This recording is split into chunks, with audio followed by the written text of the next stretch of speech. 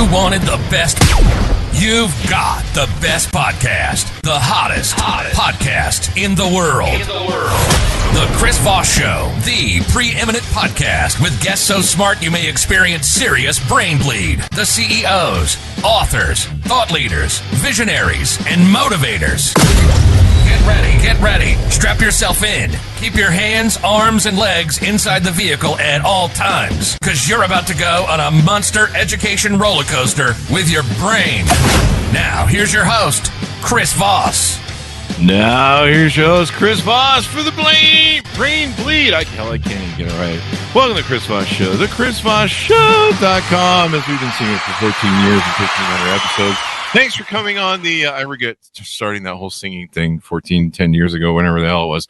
Now I just have to keep doing it so you can run up to me at shows and go, the Chris Voss Show, and I'm like, security.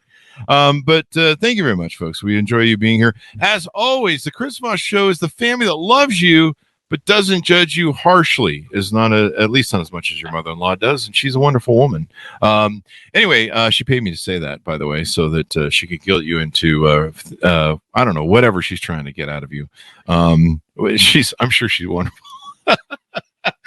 People are going, how does he know my stepmom or my mother-in-law? What the hell's going on? She watches the show. She's really smart. That's why she's trying to make you smarter by, I don't know, being critical of you. So there you go. We came full circle with that whole segue. Do you see how we did that? It's like an art form, only I just made it up as I went along. Today we had an amazing woman on the show. She's going to be talking about her amazing books and stuff she's got coming up, stuff she's got in the past, and how to live a fuller life, be happier, stress less, do more.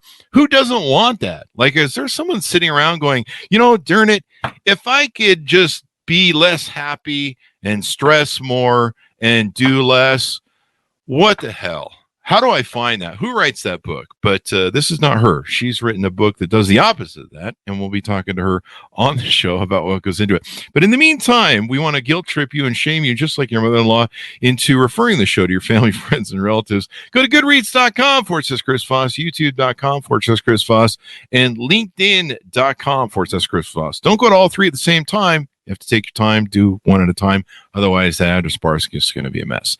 And you're probably going to have some weird site that, I don't know. Just don't go there. You can end up dangerous places, the internet. She is the author of the latest book that just came out June 8th, 2021. It's close enough. It's been 2 years. Take Back Your Weekends. And as I promised, stress more, do more, be happier. Let me correct that, though, so that people don't Google my ad lib there. The title of the book is Take Back Your Weekends, Stress Less, Do More, Be Happier. Allison Graham is on the show with us today. She's here to talk to us about her amazing book and insights and how to make your life better. So if you don't want your life to be better, still listen to the show. Anyway, Allison Graham joins us on the show. She is a keynote speaker, author, and consultant who works with highly accomplished men and women who love their work but want more mental and emotional space away from the constant stress of the daily grind. Her last book, Take Back Your Weekends, Stress Less, Do More, Be Happier, is giving hope to professionals across the globe that they can have it all. And she's got a new book that she's working on right now. We'll talk about that on the show as well, and I think you're going to find out more about it. Welcome to the show, Allison. How are you? I am great. I promised myself I wasn't going to laugh in your intro, and I failed miserably. So it was, you always have such an awesome intro for all of your shows.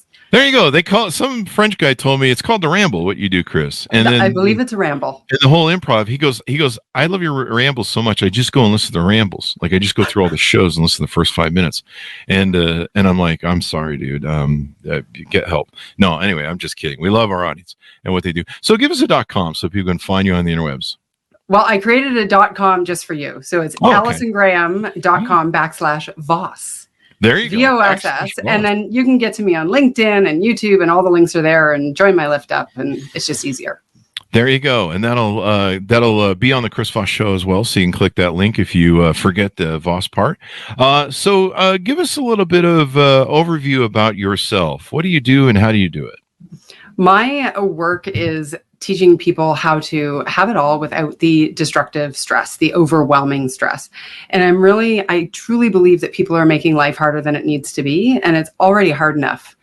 And so I have some strategies that really help people free that mental and emotional grind when it comes to the day-to-day, so they can have their success and not give up their mental and emotional well-being. So that's my work. That's my passion. And that's what I live to do. There you go. And I think you coach on some of that, you speak on it, and you write books on it. Is that correct?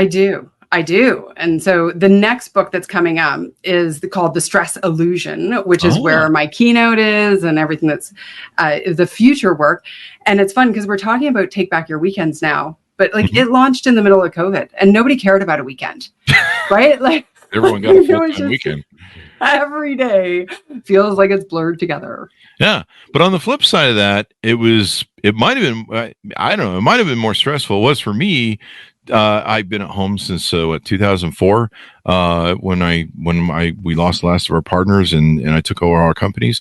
So I was used to it. So I'm like, why is everyone doing what I'm doing? What are you people doing? Get your own space. But it was probably more stressful because people suddenly had their work at home. They had their life at home. They had people that maybe they enjoyed spending time away from each other so they could become more endeared to each other by, what does that say? The heart grows fonder with distance. Absence. Yes. Absence makes the heart grow fonder. Yes. Well, I keep all my girlfriends in Zimbabwe. I don't know what that means. I don't know if they know either. They're probably... Yeah, they're not on Tinder. But then you had your kids at home too. Like most people would send the kids to the daycare. So you had everybody pile up on top of each other. And then you had the stress of COVID where you're like, are we going to die? Are we going to live? Are we going to end up in the hospital? The horror shows of all that was going on. So it was quite stressful. And we can use the term stress. We might talk about how we can challenge that word specifically, but I agree that there was a lot of extra pressure and there was a lot of emotional turmoil that added on to that. So I remember one of my coaching clients, first like 5 minutes in, she just starts crying. And I'm like, what's going on? She's like, I cannot get caught up. Right? Like, it's just, I feel so guilty because when I'm working, I know my kids are there and they desperately need me. And when I'm with my kids, I know I need to be working and the work is piling up. And that's the piece where my work flies, right? It's like, how do we let go of the guilt? How do we let go of those patterns that are actually making the work harder than it needs to be? So I agree. I think burnout was a big issue long before the pandemic. And I think it's actually becoming a bigger issue now that we are like out of it. And people kind of got a taste of what it was like to not be in the office, to not be in the grind and relax. And then they kind of sprung back to old patterns, many people, and they're back into the grind, and they're like, oh, wait a second. Did I like that? Did I not like that? What do I like? And I'm like, let's design your life in a way that you're going to love it. There you go. And I like that word design. I think that's a big problem with a lot of people, especially me sometimes around the house. I'm like, what was I supposed to be doing? Oh yeah, some work or something, or I was supposed to answer. What am I doing? I go to get a coffee and I'm lost. ADHD, lost in 50 different things. Suddenly I'm like, I don't know, changing the oil in the car, and I just wanted to get a coffee. So let's dig into your book. Give us a 30,000 overview of what's inside, some of the techniques or something you want to tease out that help people design their lives. Well, and so Take Back Your Weekends is really about let's change our attitude towards stress and all the workload.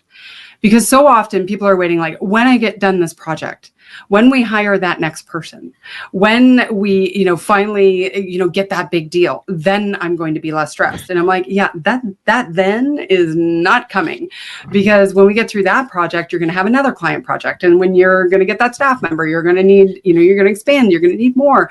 And it's this when X, then Y thinking that has us chasing the future, and that's when our happiness is going to be.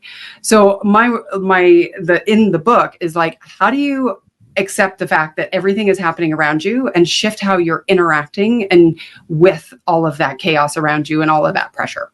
There you go. So a redefining of meanings and a paradigm shift, if you will. Yeah. I like it. Paradigm shift sounds very corporate, like very, what's that word? I don't know. Doesn't matter. Very, very like buzzword, Yes, thank you. That was the word I'm looking for. A paradigm shift. I feel like we could just throw it out there. I usually forget that word. I'm always like, what's that word in corporate? And which is ironic because, it's a buzzword. So, you're supposed to remember the buzzwords, but I don't know. I'm 55. The brain's gone already. I'm just waiting for lobotomy next week. Great call in here from Dom. Hey, Dom, we really appreciate that. Go, Allison. Some other hello. Happy to be here. Larry, thanks for coming in and all that good stuff. So, doing this paradigm shift, you give people tools in your book to take back your power. What does it mean to take back my power? Does that mean I got to go overthrow a country, or what's happening there? Well, preferably not. I would hope you would not do that. But it's Call Zimbabwe and tell them the fight's off. The fight's off. It's about this concept of designing your life. So taking a bird's eye view, just looking at it, like I encourage my clients to look at their work week like a movie and just observe what's happening and look for the repeating moments of angst, because we all have them, right? That irritating moment that we just live with over and over and over again. And those are the ones where we want to be strategic about how we're designing it. So one of my clients, he said, look, Allison, I have no space to think, no space to feel. I've lost touch with my wife. Like, he was just like, I'm burned out. And he calculated, because he's a numbers guy, 128% capacity. Okay. Wow. So he's like, here's what I should be working, but here's what I'm actually working. Wow. 6 months later, we got him down to 38% capacity. There you go. But now here's the risk. We start to redesign our life. If we don't strategically fill it in the way that we want to spend our time and how we're going to do it, then we're just going to fill it up with old patterns again. And end up right back into the same situation, which is what we saw with COVID, where people were like, okay, oh, this is great. I get to spend time with my family and I'm, not on the airplane all the time. And now they're, flying a million miles and doing the same old, right? Because we just boomerang back if we aren't strategic about how we choose to do the design our lives. There you go. What's that old adage? Those who fail to plan to fail. Yes, they do. There you go. I'll buy into that. So in one of the example that you used to the gentleman moving him from that massive amount of burnout to a smaller percentage, is it about working more efficiently, or is it about planning more lifetime or balance, or how does that how do you kind of equate that down and try and make that square?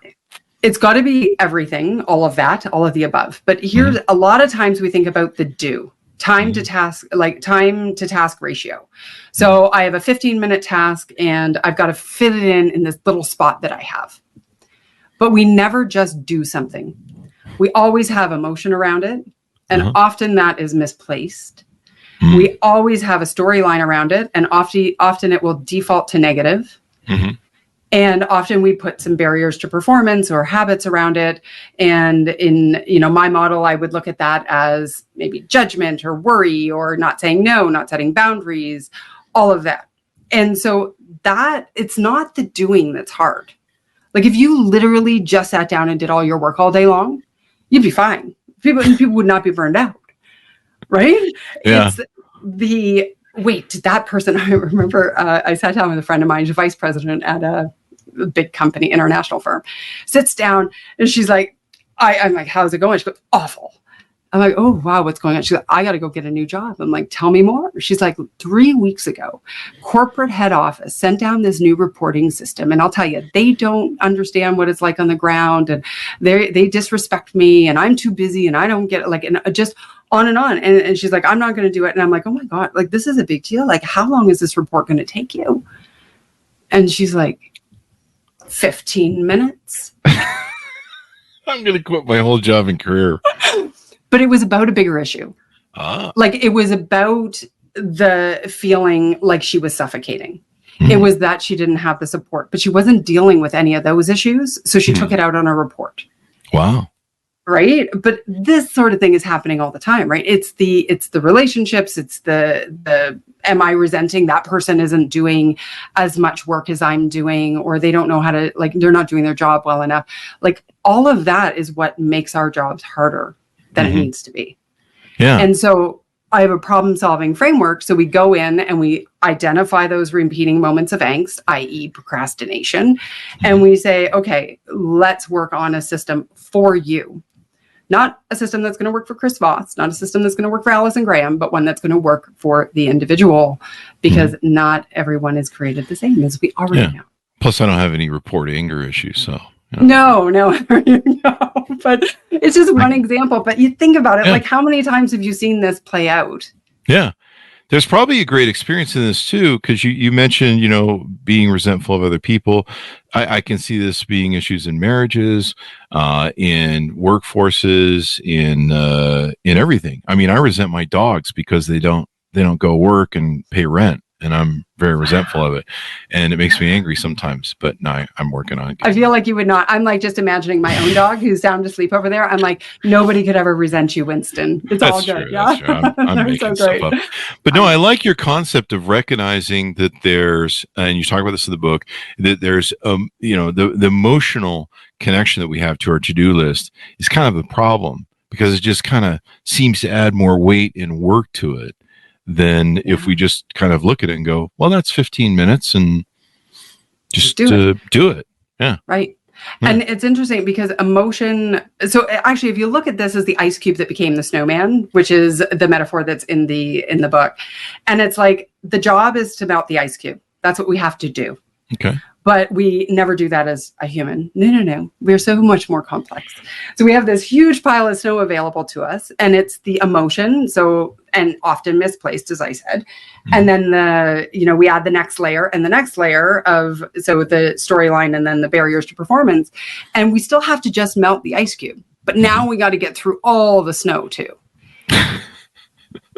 And when you think about the family, like that misplaced emotion, and I saw this happening a lot, I still do. And, maybe people don't want to admit to this, but let's imagine you're really nervous about cash flow, or something in your business. You just lost a big client, or, whatever's going on. And your child comes up to you and you're in like this huge pressure situation. And the child comes up to you and says, hey, Daddy, can we play? And you're like, oh, I told you to go away. Yeah. And you snap at the child, like that's misplaced emotion. So now you've taken the child who's asked a question and you've made it harder by adding a layer of unnecessary destructive stress around that. So you're just becoming a wrecking ball of destroying everybody else around you and pissing everyone off. And then everyone hates you. And wait, this is describing my life. What's going on? Well, I don't think it's that dramatic, but because it's subtle. Like it's so sometimes subtle. It is, yeah. Right. And but then it can also be the road rage incident. Oh yeah. Where people freak out. Right. Yeah. Or the Karen incident. Yes. Oh, every one of those, I think, that'd be a great media hit. It's basically like something's going on in their life. Yeah. Right. And then this other trigger comes in and they just explode. Yeah. It's like me when the coffee maker won't work in the morning, pretty much. That's why I use a French press. People die if I don't get the coffee. Like there's actually sirens and warnings that go off, and they're like, warning, Chris is obtaining his coffee. Don't go near him.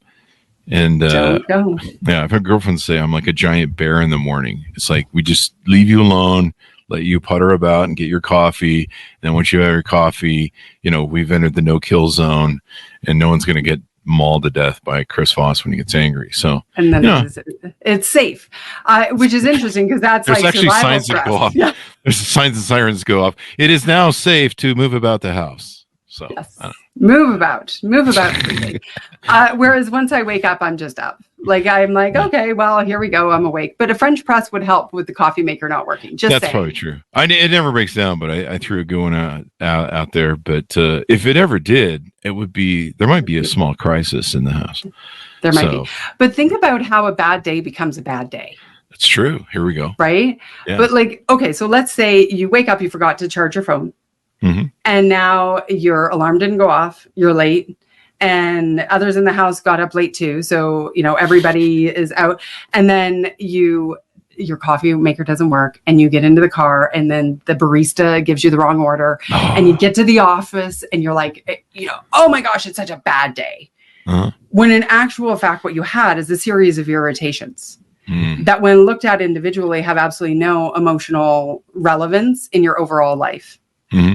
But because we tend as a society to blanket them all together and emotionally just put all of it on and like have it dominoing, we end up with this bad day when in actual fact it was not a bad day. Yeah. And then if you irritants. piss some people off, then you might have to deal with that all week, or you might have to apologize to somebody. That's right. It was just over spilled coffee. Yeah, and suddenly somebody's really offended, or maybe your boss fires you because you're being an asshole at the office because you said something wrong to somebody. I remember one time I was having a really bad day and I was struggling, I think, with a printer and a training manual that we had, and I was really having a really hard time. And this is when I was very young, and there was supposed to be some meeting I was supposed to go to. That was one of those corporate meetings that a pain in the ass, that you're like, does it really have to be a meeting? And I walked in the meeting late, grumbling and mumbling, and the guy who was doing the training was upset because I'd walked in late, and rightly so. It was just bad manners on my part. And he said something to me, and it popped me, and I popped him back. And he said, "You need to leave my training right now." And I realized that I just fucked up, and I left. And of course, my manager at the time when I was young had a conversation with me how bad it was and stuff like that. But it was an example about how I let this whole cascade, this avalanche landslide of the problems I was having throughout the day, come to a meeting that and offend somebody, and it might have almost got me fired because I don't know, the printer wasn't working right or some stupid thing, whatever. Yeah. So imagine how people are so busy that they're not getting the time, or they don't have a manager who's bringing them in, and maybe it's not that big a deal, but it just keeps cascading all day long. They're creating all these destructive stress hormones all day long, and then they go to the gym to so they're not a grumpy bear when they get home, to release all the stress hormones that have been building all day long. And I'm like, okay, what if we stopped creating them in the first place? What if when the printer isn't working, we had the ability to go, oh, the printer's not working, and I'm having a moment of angst that's completely unnecessary because here's a printer that's not working. And by the way, I have had my share, I will date myself as well. I've had my share of printer burnouts, right? like total back in the day and they never worked when you were in a hurry, right? Like it just didn't happen. But it's interesting about the walking into a meeting thing, because here's something that I had to learn to do because part of my story is I have chronic neuropathic pain. It was post-surgical, and my neurologist told me that I was never going to be off pain medication. I would never work full-time again. And it was time for me to go on disability. Wow. Yeah. And so I left that hospital, and it was because I was like hyperventilating. I can't do it anymore. And no, I'm not going to give up. And I was like devastated, but I was so scared. And I said, that's not the answer. And he said, well, then you're going to have to learn how to be resilient. And I left that hospital defiant. I was like, I am going to show that doctor. I am not giving up. I am not going on disability, and I am not going to let this pain define me. But it's interesting because the meetings were the hardest. Really? Because I would be in so much pain, and sitting is my most uncomfortable position. And I'd be trying to like mind my P's and Q's and be in the meeting and being active and everything. And my pain would just be like, right. And I would just blow over, or I wouldn't have the patience for somebody. I'd be like, oh my gosh, you've already made the point. Get on, And so I eventually had to create a system of like walking into a meeting, and I literally pause in the doorway. This is back in the day when we actually went into people's rooms to have meetings. Offices? What do you speak of? What? Boardrooms? And I would have to check in with my pain level. Wow. And I would go, I'm at an 8. That puts me at risk. And see, if you are someone who, let's say you had a fight with somebody in the morning, and that puts you at risk to take that energy and that anger out on somebody else, then we've got to notice that. And you've got to you don't have to do anything, but it's advisable to recognize the charge that's in that, so you don't take it and apply it to something that's unrelated and misplace your emotion. There you go. You talk about in your book about how to leverage good stress. Wait, there's good stress? This seems like an oxymoron for optimal performance. Tell us how that paradigm shift in good stress, because anytime when I hear the word stress, I get stressful.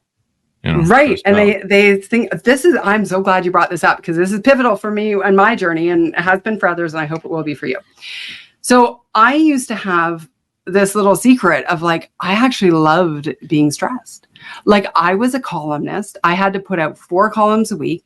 And by golly, if I started at 6 a.m., I got it in at 3 o'clock in the afternoon. But if I started at 2, dang, I was going to be so focused, and I was going to be on, and I just ride the wave of it. Right. Mm-hmm. And I was like, I kind of like that feeling. Like, it can energize us. And so this is empowering stress. It can be used to maximize our productivity. And this is all in the book, Take Back Your Weekends. But essentially, there are 3 elements to it. We need to have a goal, a reasonable deadline, and accountability. So if I was, say, procrastinating, one of my specialties that I've had to overcome, and I still practice my own stuff every day, I would, if I was procrastinating on a client project, I would call the client and say, look, I'm going to get you this by noon tomorrow. So let's have a quick call to check in. And then all of a sudden I had an accountability. I had to get it done. And so that to me is empowering stress. And those who are a little bit more interested in the stress, they probably have heard the eustress and distress. So good stress, bad stress. Okay. Have you heard this? No. So eustress is EU, and it means like eureka, and right, like it's a good thing. Mm-hmm. Distress means dis-ease, right? Like this is the bad stuff. Mm-hmm. And I live with that model in my business. I've been in business for 17 years now. And I've been teaching this work since probably 2012. So you do the math. I don't know what the math is there, but anyway. And I lived with that model for years. Mm-hmm.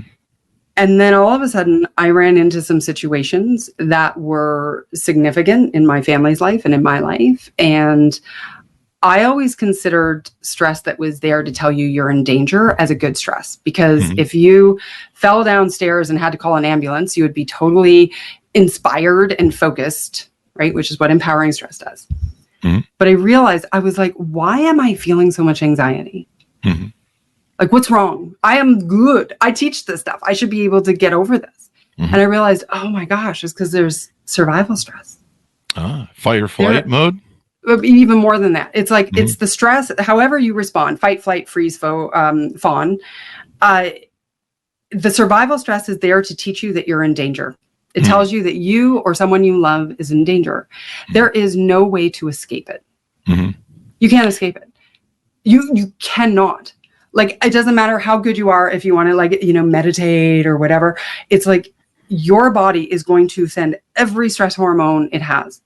Where I'm saying we have the power to redesign our relationship with stress is stop creating the snowmen, the destructive stress, to make the survival stress harder. Because there's a lot of stuff going on in our lives, and we're all facing, stuff in the background or even just in the world dynamics. And that stuff, if you're pretending it doesn't affect you, or, I'm fine. Well, no, you're not fine. You just went through a divorce, or your parent just got cancer, or, diagnosis or whatever. No, you're going to have a reaction to that. So the way I look at it is, when we have survival stress, we honor it, we ride the waves, we accept it, and we don't judge ourselves for it. There you go. We use empowering stress to get the responsibilities done in the shortest amount of time and with the greatest level of focus, so that we don't let anything slip through the cracks. And we work on our problem-solving abilities for the human experience to stop creating destructive stress that complicates survival stress. There you go. Would you say that the empowering stress maybe is connected with less emotion, or is there control of emotion in there on either part? Like, I study a lot of Stoicism, Marcus Aurelius, Epictetus and stuff. We keep it close by. So is emotion the key to separating the empowering stress from the negative? I don't think it can be. It's what emotion are we putting on it? And I'm hoping we can get into that conversation about emotion, because there are some things that I'm all in, like, I love hearing the stoicism, but I got to tell you, there are pieces of it that I'm like, yeah, that doesn't work. Yeah, Right. Obviously. Like, there are things like, for example, we hear people say all the time, don't focus on what you can't control. Mm-hmm. Right? Yeah. I'm going to call BS on that. And here's why. What defines you the most as a human being? What lights your soul the most? It's the things that we can't control. I thought those it was are the coffee. Things that matter the most to us. Well, you and your coffee, I don't know. But that's the very stuff that we need to lean into and fully process emotionally. Mm-hmm. Right? Mm-hmm. But I didn't answer the question. Yeah. I can go back. Yeah. Yeah, please do. So empowering stress is more of a strategy. And yes, if we start pulling unnecessary emotion into it, then, irritation as an emotion or resentment isn't going to get us into our greatest flow state. There you go. So, but we need to recognize the emotion so we're not ignoring it and stuffing it down. And then that's called deflection. And that's not healthy either. There you go. So that was the word I was actually bring up with you, a flow state or a vibe. Because there's like sometimes where, I need to do some work and I really enjoy what I do or some of what I do, or, I don't know, I enjoy my coffee. But so you get into that work vibe and you kind of feel a little bit of stress because you're doing stuff. Like I feel like a little bit of stress doing now, but I love doing this and it's very productive and it helps other people and I learn so much and hopefully our audiences too. And if you don't, damn it, you better learn something. No, I'm just kidding. Break the fourth wall, Chris, and upset people. Jesus, they're just trying to listen, for Christ's sake. Anyway, before I segue again, like gym stress is another thing where if I go to the gym, I feel like I'm in flow, even though it's a little bit stressful, and I'm like, this hurts a little bit. It feels good for some reason. I don't know if it's a testosterone thing. So but it feels good for everybody. It's like, embrace that, empower yourself to do more of it. Mm-hmm. Right? Like design your day so you have actual bouts of good stress. Like if you're not getting focused work time in, or you're not getting that flow state in, then you're probably never going to be in your true powerful productivity mode. Yeah. And you feel really good about it. It's, you're like, I feel stress, I feel like we're, doing something. It's a little bit of work, but you don't feel like, oh, this is awful. I hate this feeling. This is good. You feel like you're accomplishing something too. Well, that's not the stuff that'll kill you. Right? Like that's not the stuff when the doctors say stress will kill you. They're not saying because you were like working on this great flow state, you are all of a sudden at risk. That's not the same thing. There you go. Thanks, Rama, for calling in the show. A refreshing take on controllable versus uncontrollable. And you talk about controllable in your book as well, how to feel feeling or find a feeling of control during uncertain times. And control, I think, is probably really important for us to try and feel. You talked about self responsibility and self actualization and self-reliance earlier, but feeling control makes us feel less of a victim.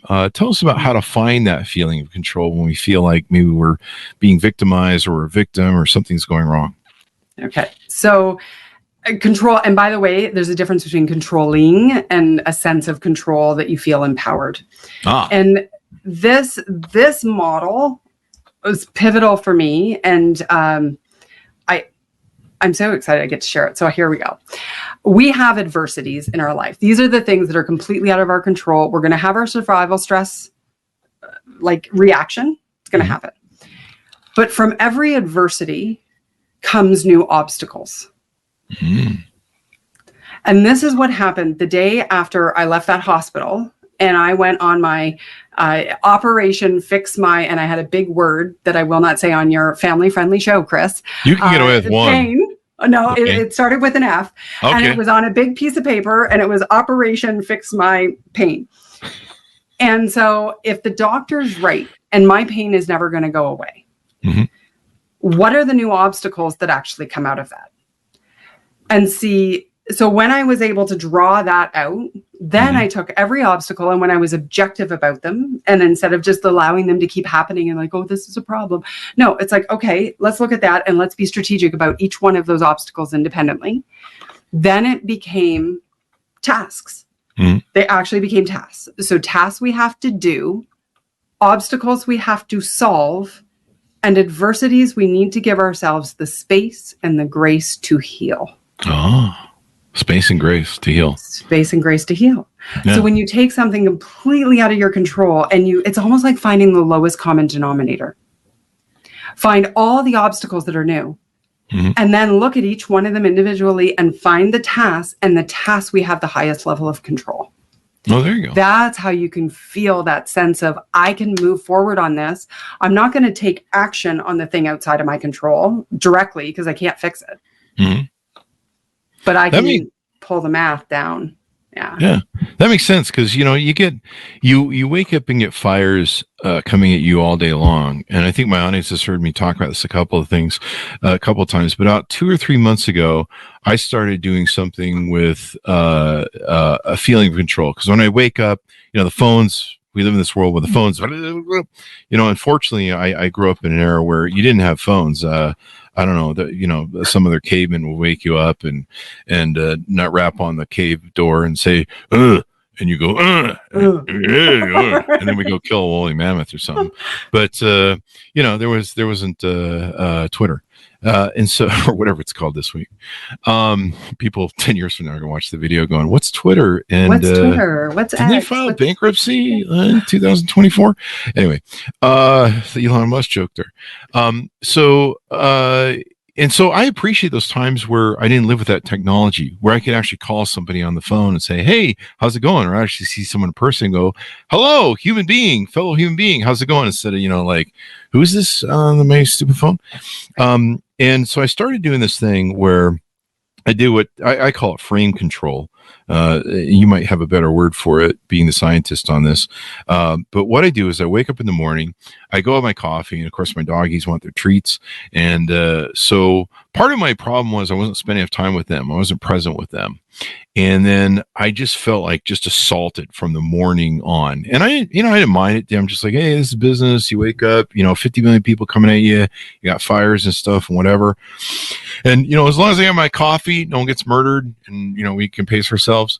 And so what I started doing was going out and getting my vitamin D, which is really important for my masculinity and my testosterone. And it's good for everybody, actually, but it's really important for men. And so I go out, I don't open the computer. I don't turn on the computers. I might just check the phone for some emergency stuff. I've got an older mother that I want to make sure she doesn't send me a text that she's in the hospital or anything. But other than that, I try and avoid all the email.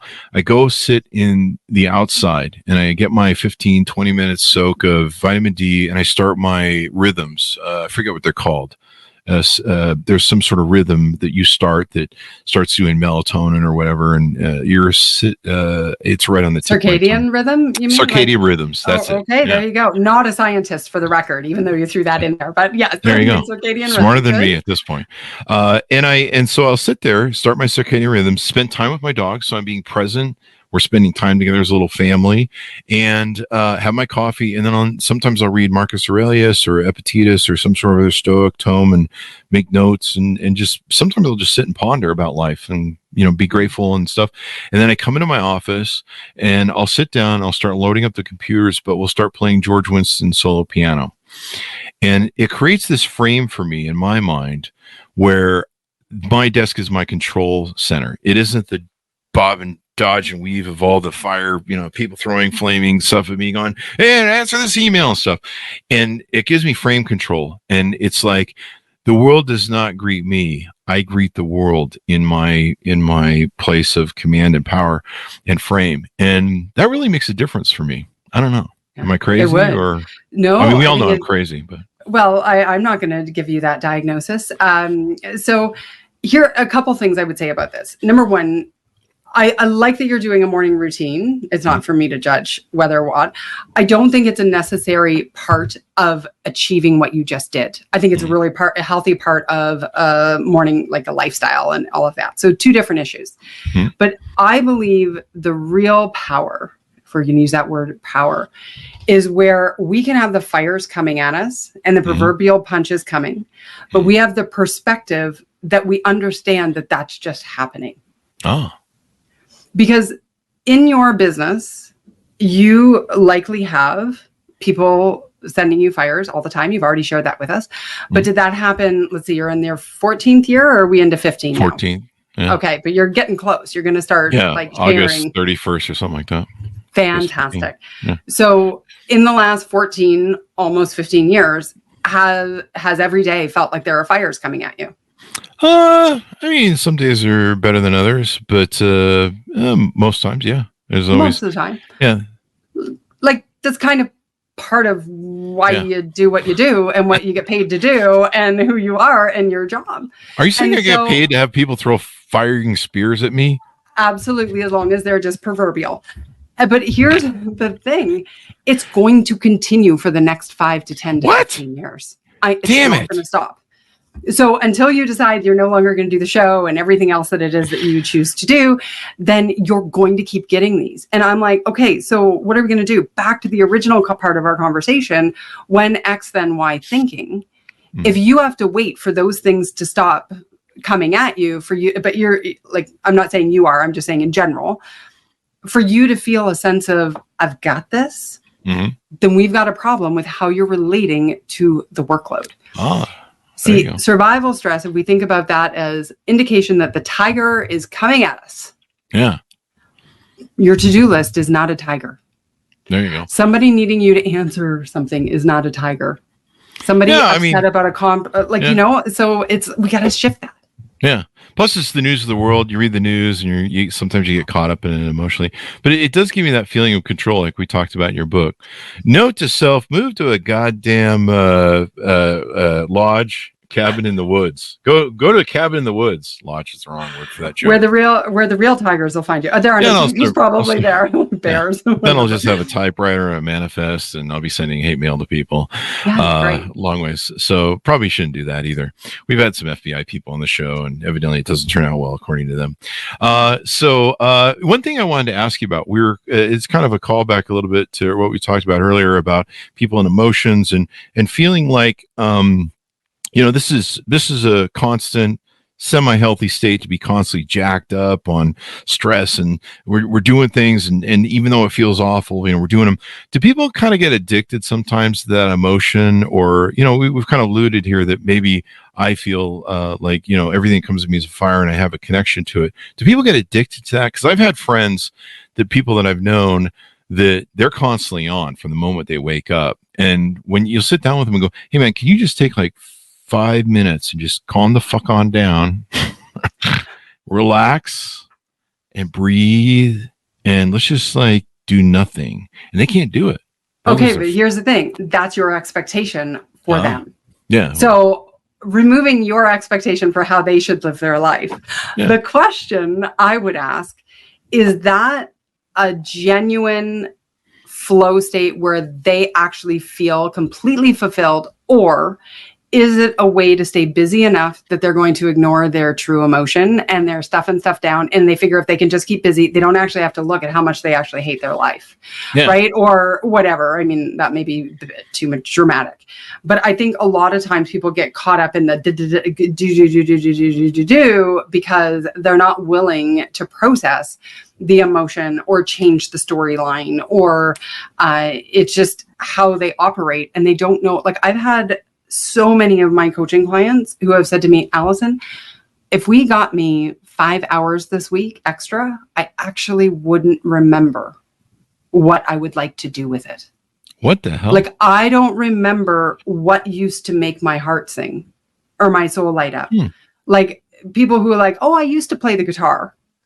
I haven't done that in 15 years because I'm so caught up in doing things, and that would be a way to relax, but they're not doing it. So it's like, I have to have people design a bliss list. Really? Of like, oh my gosh. Like, if you, taking a Friday off every summer, it's easy if you're a golfer or a boater or something like that. Sure, you're just going to go do that. But if you don't have anything like that, and your world is work and your kids are at school, and you don't know, like, you will default to just keeping the grind going and the work. if you don't actually make a list that says, here are the things I would like to be doing instead. I need to make a bliss list. Although Please do. One of my problems with being single with dogs and doing whatever I want, whenever I want is, and I can work anywhere in the world is I probably have too much bliss in my life. There's probably too much. Judge that? No, I like it. That's but good. sometimes the bliss needs to be maybe a little bit more productive. Like, I love what I do, and okay, so do more of that work. Maybe a little less video games, maybe a little less, I don't know, going out and doing whatever the hell I do in Vegas. It's maybe do stuff that's a little bit more productive, or sitting down and, like kind of what I do in the morning, like reading maybe more or something like that, instead of doing something like, I don't know, sitting for 2 hours and watching CNN. CNN's a great show. We've had plenty of people on from there, but I was watching CNN today, just catching up on some news, and I realized that the cycle had gone around and they were starting to do repeat. And I'm like, why am I watching the same thing for data that I already have? And I'm like, well, I'm bored. And so, stuff like that, stuff that you do that you're like, why am I watching, or wasting my time doing this stupid thing when I should be doing something else, which is pretty much describes most of my life. Which is also like laced, if I can call you out on this, it's laced in judgment. Like, talk about adding that third layer of a snowman. Okay, here I am. And I used to do this all the time. I'd be on the couch collapsing from pain. I had 2 to 5 hours of functionality a day back in the day before I knew how to deal with my neuropathic pain. And I would then sit there trying to relax, and I'd be like, oh my gosh, Allie, you're so lazy. What the heck's wrong with you? Like, get the heck up. See how I edited that out? Yeah. And it's like, what kind of judgment? So then you're not actually relaxing.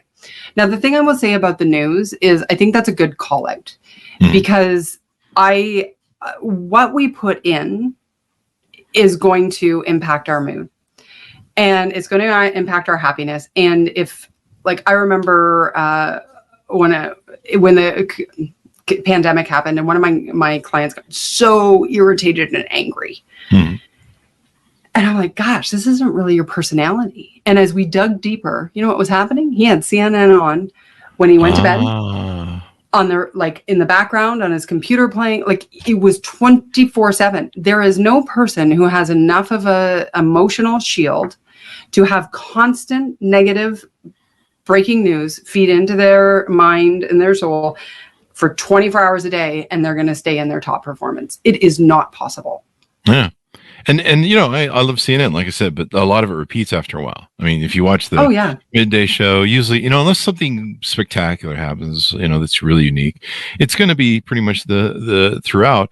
And so, yeah, a lot of waste of time. And you mentioned something earlier about people, when we were talking about people that seem addicted to high stress emotion and constantly feeling the thing where you mentioned they're maybe burying other issues, or they're trying to hide other issues from themselves so that they're miserable. And usually I find that, the people I've come in contact with, I shouldn't judge, I guess, I don't know, is they are miserable, and they're miserable to be around, because they're lashing out at you. They're constantly jacked up on whatever. And you're just like, holy, take a breath, man, like breathe, just breathe. Well, and it is unfortunate. So there's a lot to unpack in there, and including the extra layer of judgment that added back. There's a lot of judgment that comes from me. I'm pretty judgy. But life is so freeing when you stop judging. It's like, it's just like, oh, what a beautiful thing. It's so easy. And it is also sure fun. But everybody is different.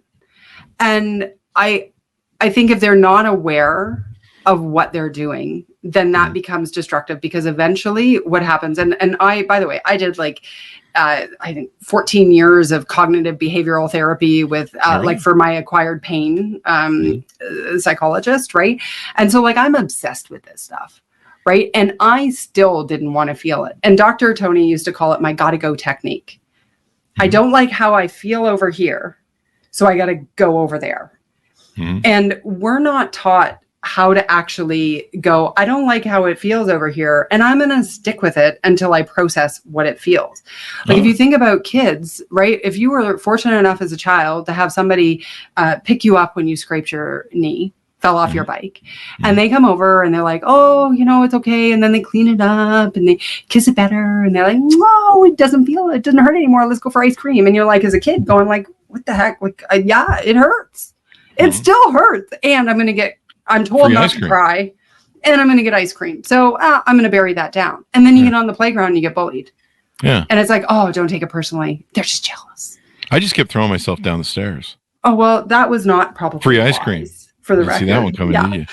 But do you see what I mean? Like, we're taught to push. Anyway, we're getting very deep for afternoon chit chat, but it's still and people need to hire you to fix these problems and order up the book. And let's get a plug in here really quick. I know we're rounding out the show for your future book that you're working on right now. Yeah, the stress illusion. So I believe that the way society is approaching stress is fundamentally flawed. And I believe that because we have access to more information about what we're supposed to do with stress, and yet stress levels are increasing, burnout rates are rising, and stress leaves are at an all-time high. And so there's a mismatch and it's not working. And so I have this whole system about how do you blast through the snow, how do you embrace the emotion, all of that is in the stress illusion.